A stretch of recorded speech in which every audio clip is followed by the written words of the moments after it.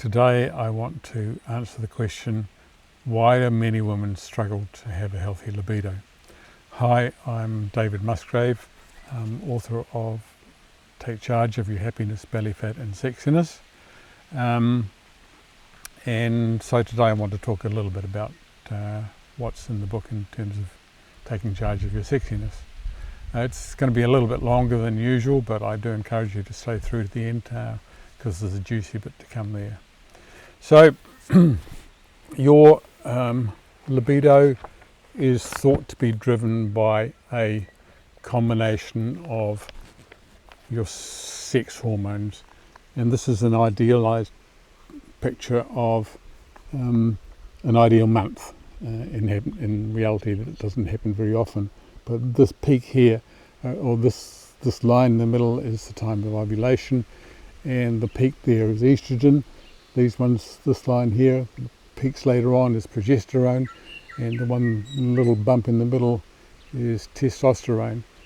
And that's because your body, your primitive limbic brain is saying to your body, you must have sex, must have baby to keep the species going. So that's presumably the optimum mix of hormones in there to create a healthy libido. But there are many factors in this modern world that can disrupt this very delicate balance. And so I want to talk about those factors now. The first one is estrogen. There are many synthetic estrogens in this modern world called xenoestrogens. They send a very powerful signal compared to the estrogens in your body, and so that very easily disrupt that estrogen pattern that I showed in the graph. So what are these xenoestrogens? Well, they're everywhere. You can't avoid them all. So for instance, DDT hasn't been used in New Zealand for a long time, but it's a very powerful xenoestrogen, and there is nobody in the world that doesn't have some DDT in their body. Another common one in the environment is FPOS receipts. They have a chemical on them that is a powerful xenoestrogen, and so every time you pick up an FPOS receipts and rub some off onto your fingers, then it goes pretty much straight into your body.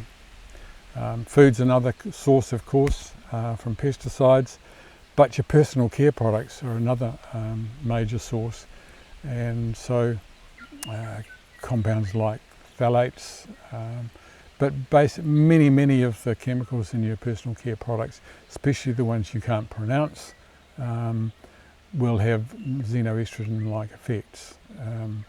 And the problem is that once you put them on your skin, they actually go into your body really fast. Your skin is not a barrier to chemicals getting into your body. So it's a little bit slower than putting them in here, but not a lot. So the other good guide is that if you wouldn't eat your personal care products, then don't put them on the skin. So that's the estrogen side of things. The next one is your stress response. So you've probably heard of fight or flight. That's the male stress response, and a bunch of women researchers in California about 20 years ago decided that didn't describe the way females respond to stress at all. In fact, why would you? If you ran away from the cave at the first sign of danger, leaving your babies there, then the species simply wouldn't be here where we are now. So they looked at the hormonal reasons why it was different, and they discovered that yes, these fight or flight response is driven by adrenaline and testosterone. But they had a look at the women's hormonal patterns, and they discovered that it's driven by adrenaline, yes, but oxytocin, which is your powerful cuddle hormone, bonding hormone, and a certain amount of estrogen in there as well. Now that gives you a hormonally driven way of behaving, which is completely different from a man. It means that they call this response Tend and Befriend. So you're programmed by your hormones, stress hormones, to want to look after everyone else, which simply doesn't give time for you to feel sexy. So the message from that is that you need to deal with your stress, ideally on a daily basis, and there's a lot about that in the book. The other way that stress impacts on you is through another pathway. So your body takes cholesterol, turns it into progesterone, and then into cortisol. Did I say cholesterol? Progesterone, cortisol.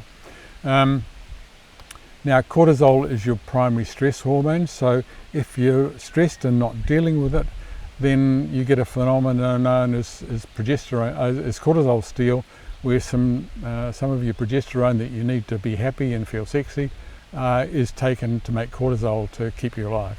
That's the priority for your body, keeping you alive.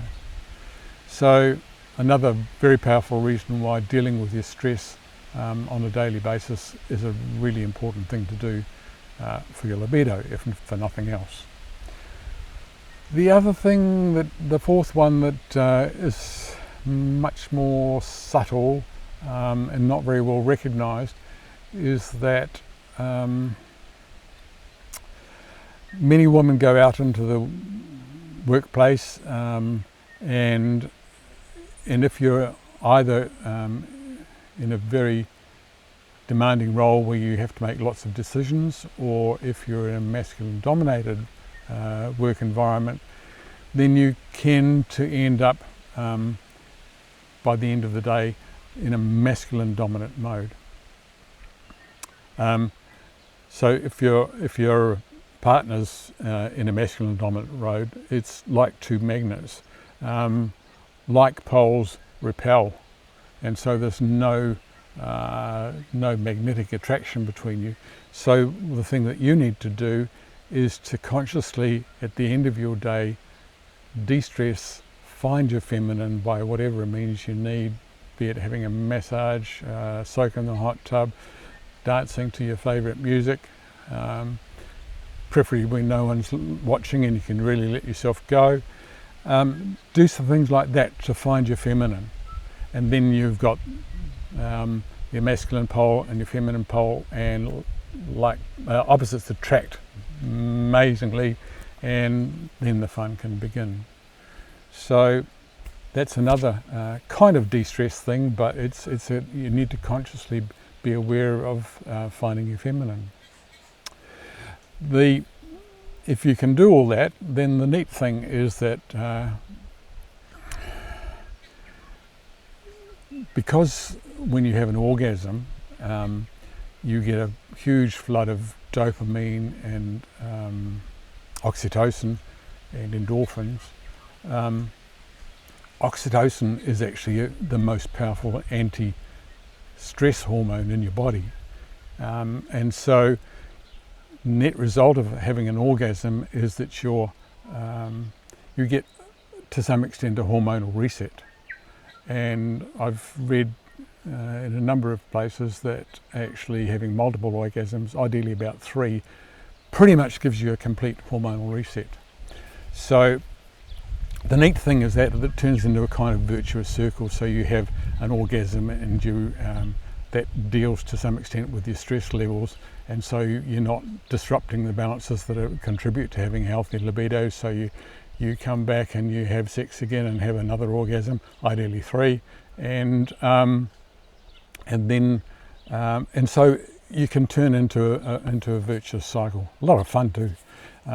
So there you go. That's my thoughts on why many women struggle to have a healthy libido, and I explain a lot more detail in this book here. If what you've heard today intrigues you, then you can go to itookcharge.nz, which is the website for my book, and there you can get yourself a 50-page look inside, no opt-in required, and I describe in a little bit more detail some of the things that I've talked about today. But so we'll hope you'll see you there. So thanks for your time. Bye.